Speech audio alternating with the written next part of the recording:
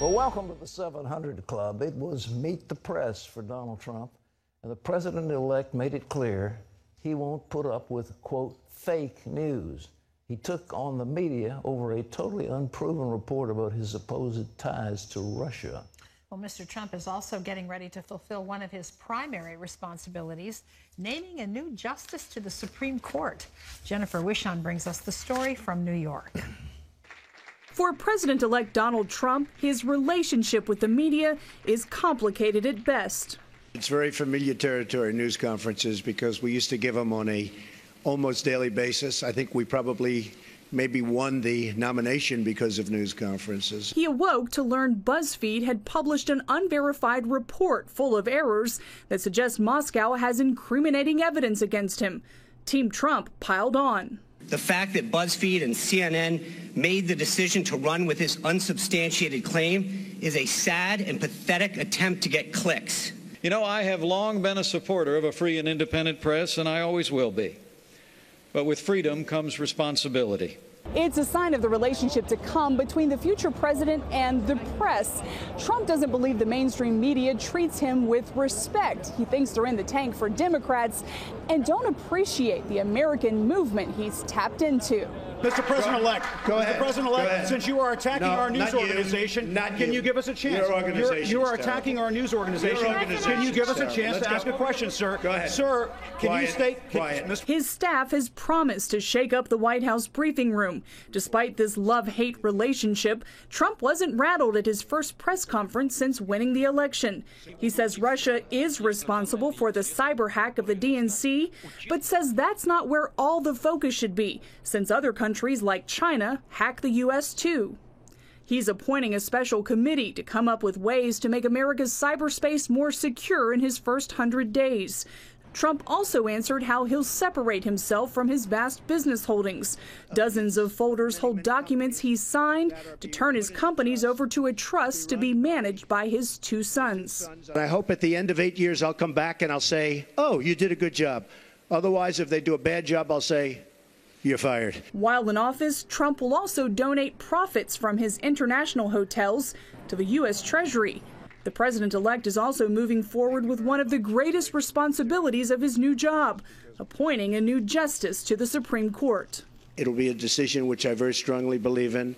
I think it's one of the reasons I got elected. I think the people of this country did not want to see what was happening with the Supreme Court. Now he's looking forward to his inauguration and celebrating with the Americans who put him in office. Because we have a movement. It's a movement like the world has never seen before. It's a movement that a lot of people didn't expect. Jennifer Wishon, CBN News, Trump Tower, New York. Well, our CBN News political correspondent David Brody was in New York for the Trump press conference. And David, what do you think we can expect with the media and the White House over the next 4 years? What's in the offing? Well, we've heard this word before, Pat, Armageddon. I think that's what we're going to see the next 4 years. It's going to be nasty, and it's going to be rated R. Maybe not some language, but a lot of adult content for sure, Pat. There's no doubt it's going to be problematic. And sources inside the Trump administration, or at least the incoming Trump administration, tell me that indeed there are going to be some changes in the briefing room. There are going to be some changes in how, in essence, this entitlement media, this entitlement mainstream media gets treated. They don't want this entitlement mainstream media to start driving the narrative every single day. And Donald Trump is determined to put an end to it. Now, I have to tell you, it was interesting being at that press conference in New York with Jennifer as well yesterday on Wednesday. He started with some very nice things to say about the media at first. He talked about how he appreciated how some of the media didn't run that story that CNN ran about Russia, but then all of a sudden it turned worse. So he's trying to kind of play both sides here a little bit because he also knows he needs positive media attention as well. That reporter from CNN was so rude. He kept yelling. I mean, good grief. I mean, who does he think he is? Well, I know Jim Acosta over at CNN, and typically he's a pretty solid reporter and has never really gotten into shouting matches at all, whether it be with presidents or some other folks. I see him all the time. But clearly he was frustrated because, let's face it, Donald Trump's been piling on CNN, and CNN's been piling on Donald Trump as well for a very long time. So that was a lot of animosity in the making there, Pat. Well, you know, those hearings, Rex Tillerson, I thought, comported himself very well, but Marco Rubio was coming up, will you label Putin a war criminal? Well, you can't start off a relationship as Secretary of State calling somebody a war criminal. What was wrong with Rubio? That doesn't make sense. Well, this may be a little bit, I want to use this word lightly, but revenge. I'm using the word lightly, but the reality is that, you know, Marco Rubio has always been frustrated, not only obviously with what happened during the campaign with Donald Trump, but in addition, he's also been frustrated with Russia and Putin. He's been very outspoken about this for a very long time. He's kind of in that John McCain and Lindsey Graham camp of saying Putin is not just a bad actor, but just literally a war criminal and a really, really bad guy. And so this was a chance for him to really make that case. Now, Marco Rubio's vote is going to be very important on that committee. You know this, Pat. If Tillerson doesn't get Rubio's vote, Tillerson probably won't make it out of committee. And if that's the case, then his nomination is dead in the water. Well, they could take it to the full Senate and get a vote up there without the committee, couldn't they? Or are they going to try that? Well, they could, and you know, under a Trump administration that's coming in now, you would sense that Trump would say, "Hey, then let's forget that. Let's make sure this guy's confirmed." I mean, I think eventually Tillerson will be confirmed, but Rubio's making it awfully difficult. Well, you know, it looked like John McCain is the one who leaked that nasty stuff to BuzzFeed. I mean, that was a terrible thing to do. Well, John McCain admitting that he leaked it. Now, he's saying he gave it to Comey, who somehow, some way, some intelligence official, somehow it got to BuzzFeed from maybe a source within the intelligence community. And I think this is going to be a real issue going forward, Pat, as it relates to how Donald Trump and the intelligence community gets along. He needs the intelligence community. He has to have confidence in the intelligence community. Americans need to have confidence in the intelligence community. But let's be honest. There was a real big issue with that dossier, if you will, that two-page unsubstantiated allegations about Donald Trump being included in an official intelligence report. I mean, you know, Donald Trump, you really get a sense that he has reason to be frustrated here, because why is the intelligence community putting in a two-page unsubstantiated rumor document attached to a classified briefing about Russia? It makes you wonder, Pat, and it's got Trump very frustrated.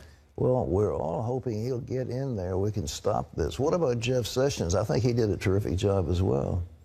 Yeah, you can really tell Jeff Sessions has been in the Senate for a while. He knows how it goes down. He's been on the other side, obviously, in terms of the one asking questions. He's been a cool cucumber, as they say. I guess that's what they say. I don't know. Is that still a term? Who knows?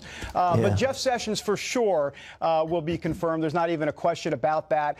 He's got the support of Tim Scott, Senator Tim Scott, African-American from South Carolina. That'll help him on some of the racial tension pushback that the Democrats are trying to make hay with. So I think it's pretty much smooth sailing for this new Attorney General coming in. That rant by Cory Booker was so over the top. You kind of think, let me turn this television off. I can't stand it anymore. What do you? I mean, that was unprecedented, wasn't it? You know, it was unprecedented. First time a sitting United States senator has testified against another senator, and in this case, obviously, an attorney general nominee. But let's be honest here, Pat, that's Cory Booker looking at 2020. I mean, he's looking at running for the president, and that's a way to play to the base and say, hey, I stood up to Jeff Sessions. And so there's a lot of politics going on with that. I don't think he helped himself with some of the others, but that's his call. I'm not running his campaign. Well, the Senate moved last night to start repealing Obamacare. Tell me what they did and what this maneuvering will amount to. Well, there are going to be a lot of different potholes along the road here, Pat, and there's going to be some different timelines. But let me try to boil this all down in 30 seconds or so. It looks like there's probably going to be a repeal and replace strategy on President Trump's desk sometime in February. That's the plan, at least. January 27th, about a week after Donald Trump takes office, is when there is going to be the repeal portion of this that starts to, in essence, ferment. But then the question becomes, what's going to happen with the replace strategy? Now, Donald Trump, as we know at the press conference, said the replace will happen simultaneously, or at least in the same day, hour, week of the repeal.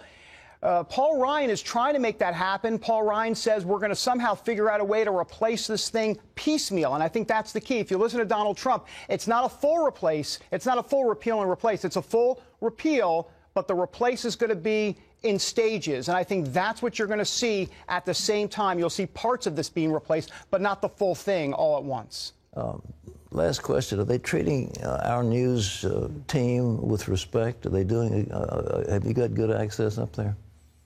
We got really great access. As a matter of fact, we were up for, how do we say, some behind-the-scenes meetings in Trump Tower yesterday, Pat. Why did I whisper like that? I don't know. I'm on live national television. But yes, we have, looks like we're going to have some great access. But I think that the larger issue here, Pat, is that Donald Trump, Sean Spicer, the folks in the press shop want to change the narrative. They have no desire to see the mainstream media and the Associated Press and ABC, NBC, and CBS dictating and having soliloquies from the first two rows of the White House press briefing room as to how the day's news are going to unfold. And that's why CBN, some others, going to be really included much more heavily in the day's news out of the briefing room. And behind the scenes, Pat, we've got some access. Stay tuned, Pat. I'll stay tuned. It will hang on every word, David. God bless you. And Jennifer Wishon, of course, at the White House will have primo access. Yeah. Congratulations. Terry, it's fun. Well, it's fun. There's an element of it for all the rancor and all the haranguing. It's refreshing that somebody is trying to change what has existed for too long. Well, the biggest thing is that 82% of the evangelicals voted for Trump, and he knows it, he appreciates it, and he said, I'm going to give you what you're asking for. And we haven't had anybody do that in a long time. So I mean, it's a whole new world, folks. And I mean, I just can't wait till the days to go by till we get to the 20th where we can see him inaugurate it and get on with it, because this sniping that's going on now makes you sick at your stomach. And we wish we had a president who didn't quite tweet as much, you know. He took off on Meryl Streep and said she was kind of a failed actress. Well, she's got more honors and awards than any actress in history. And, you know, you've got to get your facts right if you're going to come out that way. So, anyhow, but the people love him, and he's our president. And so, hey, I'm all for him.